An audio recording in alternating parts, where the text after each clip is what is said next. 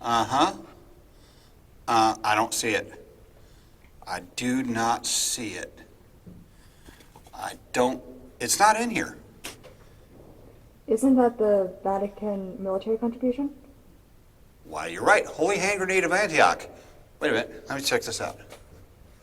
It's in Italian. Guaranteed to taunt your enemy into submit. What? No. All right. So what? Hey, Dave. Hey, everybody. This is Dave, Secret Squirrel 123 at Twitter, and I'm just actually going through some of the stuff that I used to have in my vault in the Army. And you know what? It's just still the same today as it was back then. In 1981, I'm seeing T-64, BM-27, T-72. All the stuff that they're using today was still the stuff that you're going to find in the book from 1981. Amazing. All right, so let's get this off. Wrong choice of words, I guess. But we're gonna start tonight, or go tonight, with questions that you guys have sent in, and we have a group of people that actually sent several really good questions in, and we're going to start with Jed Eckert.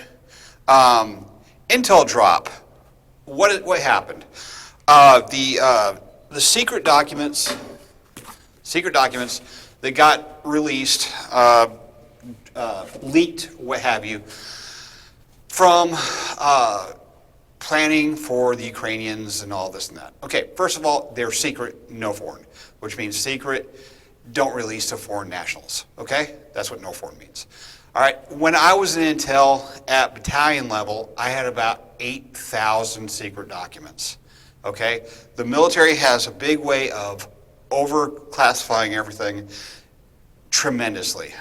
They even find some of it in the your favorite presidents and vice presidents' homes. Okay, so if you remember a couple weeks ago, last week, a few days ago, I did a briefing on the 3 corps that were probably going to attack the Ukrainian or the Russian side. Okay, There you go. It's been that close. It's been that long. Seems like forever. Anyway, One day. I got 90% of it right. Almost everything that's in that document is open news sources, okay? And it's been verified that that document's been doctored, okay? It's not correct. Somebody got it, they took it, they fiddled with it, the numbers a little bit, and they put it back out there. Because I can guarantee you the air defense rocket numbers are not correct, and some of the unit placements are not correct. But a lot of it is correct that is already open knowledge, like there's 14 Challengers and 14 AMX-10 RCs and all this and that and everything. So a lot of the numbers are correct, but a lot of them are not, because like for instance, I saw dates from, they were talking about March 7th, and the published date is March 23rd. So the dates don't match up, the numbers don't match up. Somebody fiddled with it a little bit, but that's fine. It's not supposed to be released. I'm not advocating for a release, but don't get your heart broke that some idiot took something, doctored it, and dumped it. It's not going to change very much at all. All that they'll do is they'll get embarrassed and have more air defense missiles and more ammo and more of this and that go over there. That's all that's going to do. So don't get upset about it. Robert Morris sent in the TM62M. All right, what is it? It's 21 pounds of boom. Here it is, right here, and here's the fuse or the pressure plate. All right, this will only go off if you're about 500 pounds. Wait a minute. Okay. Bye-bye. Stop. Okay, this will only go off if you're about 500 pounds and walking on it. So guys will walk over it all the time, and there won't be an issue. This is good for, this is a anti-vehicle mine. It's not an anti-personnel mine.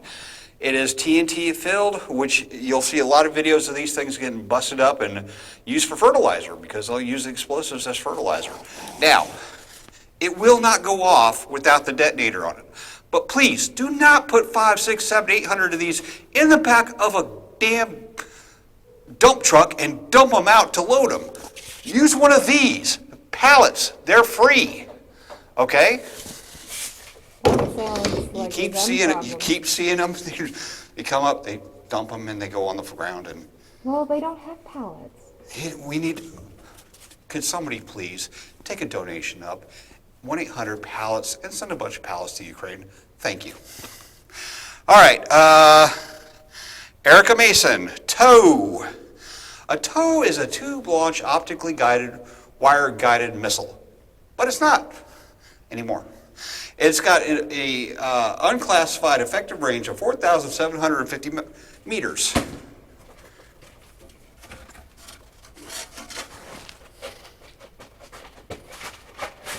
This is a TOW.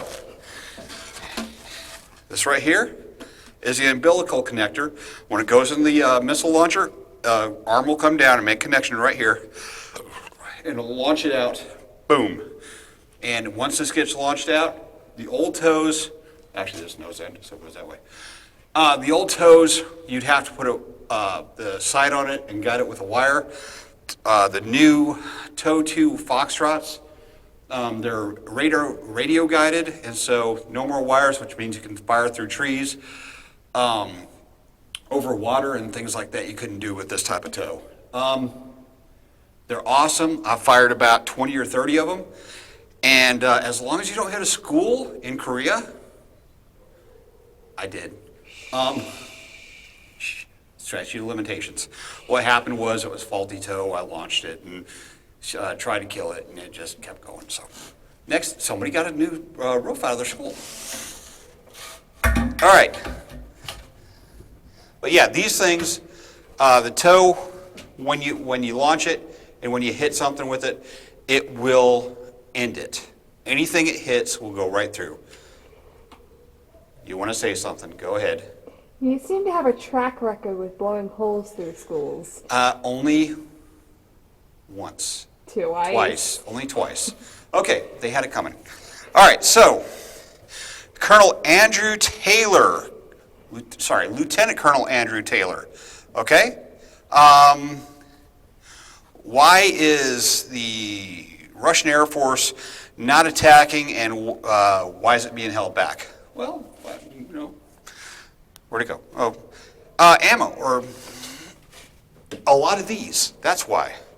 Because this right now, between this, the SA-300, the SA-400, the Hawk, the SAMS-T, the Patriot, the Buk, and everything else you want to encounter, has made Ukraine the most air defense-filled country in the world.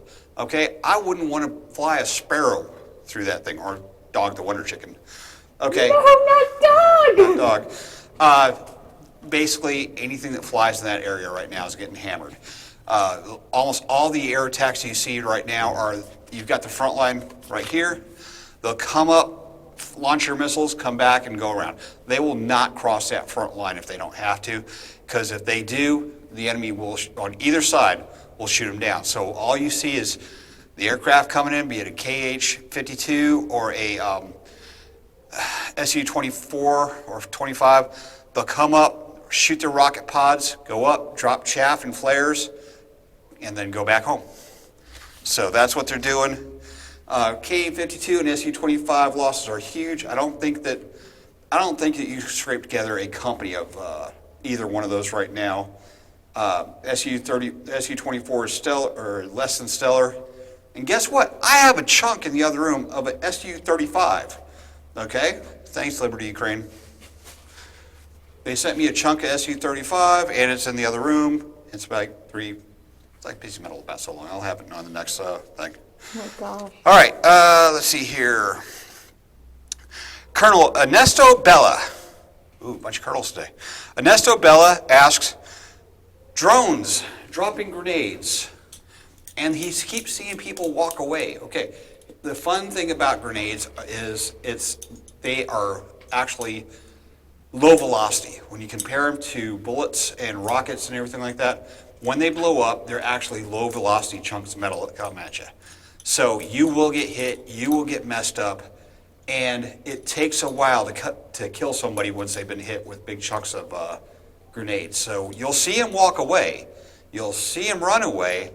What you won't generally see is them falling over about 2 minutes later, bleeding out. So you get overpressure damage, you get blast damage, you get shrapnel damage, you get a lot of damage that will mess you up. But remember, grenades are not really designed to kill you, they're designed to hurt you badly, so it really drains the enemy. You got to use medical support, and it's a whole big nasty thing. It's more effective to wound somebody in combat than to kill them. But yeah, that's why you don't see people just dropping dead unless it lands on their head and blows, big chunks of their head. Generally, you're going to see people roll away or walk away or run away or crawl away, and they're still messed up. All right? That's why. It's hard to kill somebody with a grenade unless it's really close. All right. Next one is, I don't want that to go off. All right. RPG drones. We're back on the drones thing. Okay, yes. Here you go. You have, as you do in the living room, you have your RPG rocket. Right here, this is your standard RPG rocket. You have 1 of 5. 10. 10. Don't tell Mom. Okay, but I need these, okay? But what happens with these things is they actually unscrew right here.